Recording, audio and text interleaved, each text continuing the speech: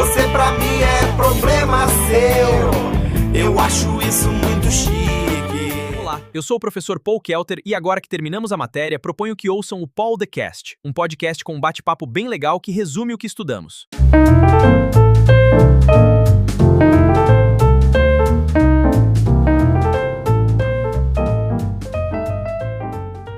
Imagina a seguinte situação, tipo, amanhã de manhã um guincho simplesmente encosta na frente de uma casa, de forma totalmente legal, e leva um carro embora.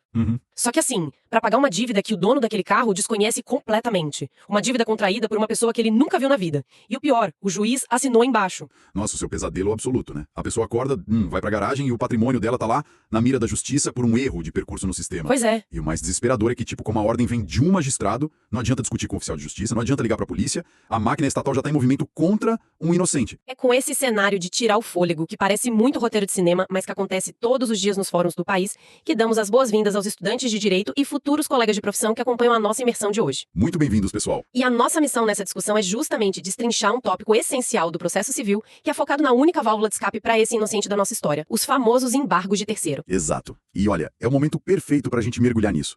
Porque, sabe, na vida acadêmica, a gente acaba se acostumando muito com aquele conforto da teoria, né?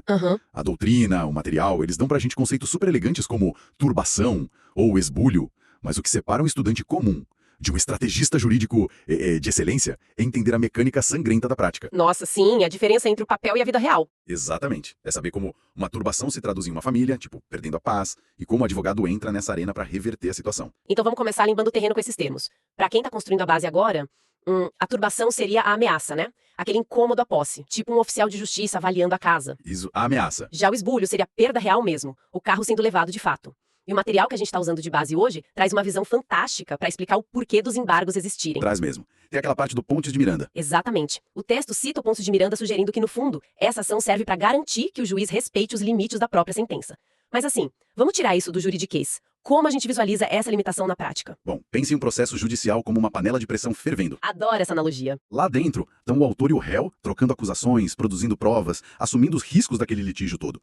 E o juiz é quem controla a pressão ali dentro. Certo. O problema é que às vezes essa panela explode. E a água fervendo, que seria a força da execução judicial, espirra e queima quem estava só passando ali pela cozinha. Quem não tinha nada a ver com a briga. Isso. O que o Pontes de Miranda fala, em outras palavras, é que o poder do juiz tem fronteiras bem rígidas. A caneta dele só pode atingir o patrimônio de quem teve o direito de se defender dentro daquela panela de pressão. Quem está de fora é o nosso famoso terceiro. E os embargos são basicamente o escudo contra essa água fervendo. Perfeito, o escudo. Mas eu quero trazer isso mais pro chão de fábrica do direito. O material lista várias ferramentas que causam essa constrição. Na prática, como esses espirros da panela atingem quem está de fora? O texto menciona umas figuras que são clássicas. A penhora é a campeã indiscutível, né? Sem dúvida. Ela ocorre lá na fase de execução, quando o juiz manda bloquear um bem específico para transformar em dinheiro e pagar o credor. Mas a gente também tem medidas cautelares, tipo o arresto e o sequestro. Que acontecem bem antes, né? Isso, antes mesmo de o juiz bater o martelo sobre quem tem razão, só para evitar que o réu dê um sumiço no patrimônio. E um detalhe que muito estudante deixa passar batido, até em inventário isso acontece. Nossa, inventário. Como assim? Imagina que um bem, sei lá, um trator que um parente emprestou pro falecido anos atrás. A família, sem saber a história, arrola aquele trator no espólio. O dono real se torna um terceiro e ele vai precisar recuperar o que é dele através dos embargos. Faz todo sentido. Um caso muito moderno que eu vejo gerar um caos absoluto é o do homônimo no sistema bancário. Nossa, o Cisbajude. Clássico. Sim, a pessoa tem o mesmíssimo nome do devedor principal. Aí o sistema cruza os dados, erra um detalhe do CPF por um cadastro antigo e pumba, penhora online. De repente, um professor, ou sei lá, um encanador, vai passar o cartão no mercado e a conta tá zerada. O dinheiro do aluguel congelou. A fricção aí é brutal. Porque, veja, o sistema busca eficiência em massa, né? Hoje, com um clique, um juiz bloqueia contas no país inteiro. Pois é. Mas essa eficiência gera danos colaterais. Esse professor que teve a conta zerada, ele não pode simplesmente peticionar no processo principal dizendo «Ei, vocês erraram», porque ele não é réu. O juiz nem sabe quem ele é na fila do pão. Ele precisa de uma porta de entrada autônoma, tipo uma via processual própria, para forçar o sistema a ouvir ele, que são os embargos. E é aí que ele processa quem pediu a apreensão ou até ambos os envolvidos, dependendo de quem deu causa a esse absurdo. Agora, vamos complicar um pouco o cenário. Vamos lá. Porque defender um desconhecido que teve a conta bloqueada por engano é moralmente muito claro, né? Mas a nossa fonte de hoje dedica um espaço enorme a uma figura muito mais nebulosa, que é o cônjuge. Ah, sim. O grande ponto de confusão. O que acontece quando a pessoa que sofre a constrição divide a vida, a casa e a cama com o devedor? Olha, esse é, sem dúvida, o terreno onde a maioria das batalhas de embargos de terceiro acontece. A linha entre ser um terceiro protegido E ser parte responsável pela dívida fica muito, muito tênue quando tem uma certidão de casamento no meio da mesa. Imagino. A chave para desembaraçar esse nó, que o material aponta com muita precisão, é analisar a natureza da participação desse cônjuge. O texto diferencia bem o devedor solidário do tal litisconsorte necessário defendendo a meação. Então vamos quebrar isso para quem tá acompanhando a gente. Claro. Se eu sou casada e eu assino junto com meu parceiro um contrato de empréstimo gigante, ou dou um aval, eu não posso me fingir de desentendida depois, certo? Nenhuma chance. O direito não tolera essa, ingenuidade fabricada. Se o cônjuge assinou o contrato, se assumiu a posição de avalista ou concordou formalmente com uma hipoteca... Ele entrou na panela de pressão. Exatamente, entrou na panela por vontade própria. Assumiu o risco. Nesse cenário, o direito enxerga ele como parte integrante do problema. Ele é um devedor solidário.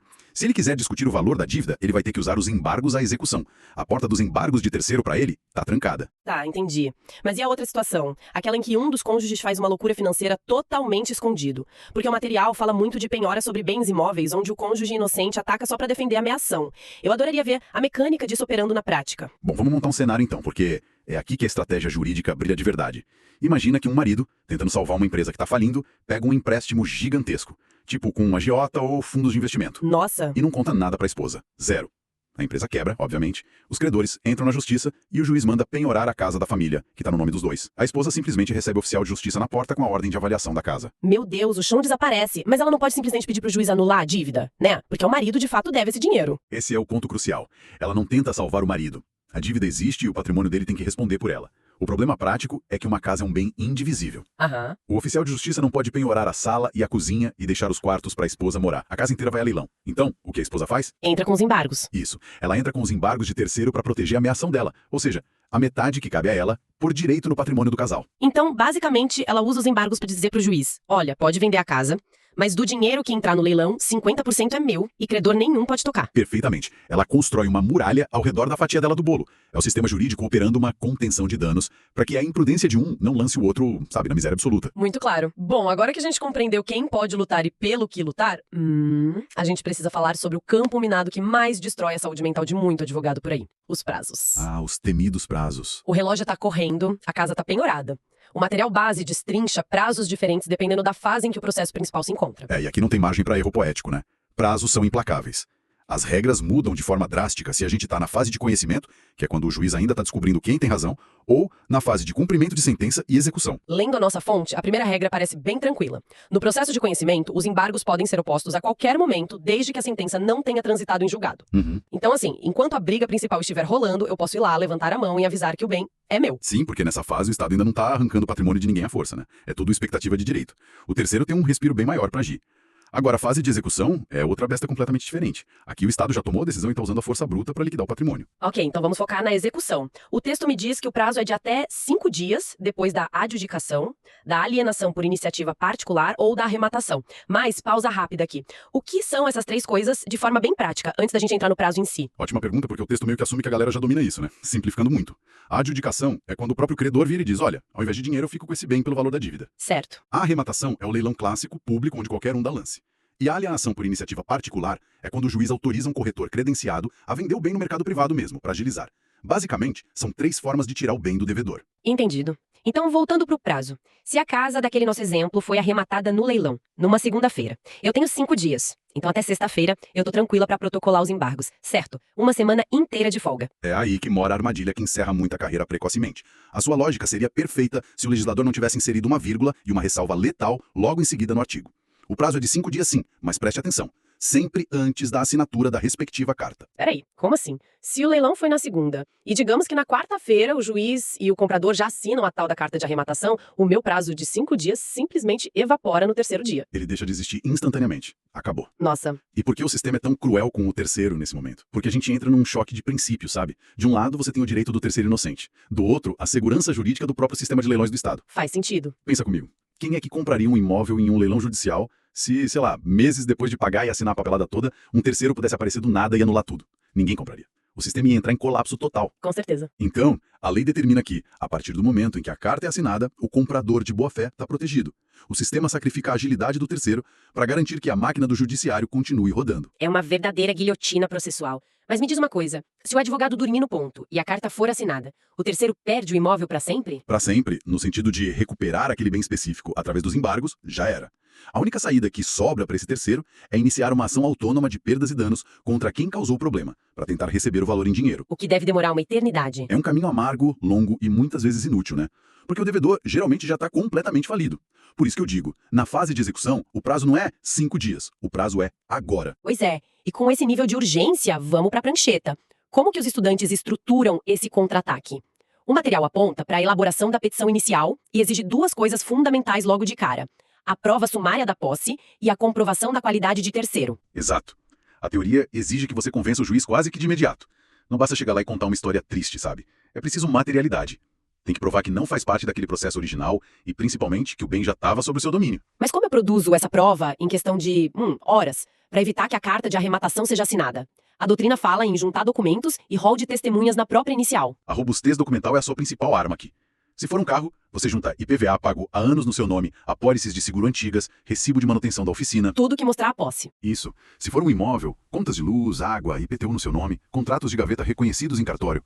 Tudo isso vai formar a prova sumária. E, se for o caso, você já coloca o nome das testemunhas na petição. Porque se o juiz achar que só o papel não é suficiente, a lei permite que ele marque uma audiência preliminar, super rápida, só para ouvir essas pessoas e se convencer. Entendi. E para onde vai essa petição? Eu protocolo na vara mais próxima de casa? Porque o material é muito categórico sobre a competência. Tem que ser direcionada ao mesmo juiz que ordenou a constrição. Exatamente, pelo princípio da conexão processual.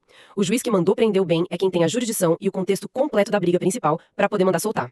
Os embargos são distribuídos por dependência. Ficam ali amarrados no processo principal, né? Eles correm ali paralelamente e quem pediu a penhora vai ter 15 dias para contestar e apresentar a defesa. Mas aí a gente esbarra na realidade cruel do tempo de novo. Um processo normal leva meses, às vezes anos. Se eu protocolo hoje e o outro lado tem 15 dias só para responder, a casa já foi a leilão, já assinaram a carta e a família já tá na rua com as malas. A lei precisa fornecer um botão de pause para esse processo principal. E ela fornece, através do pedido de medida liminar.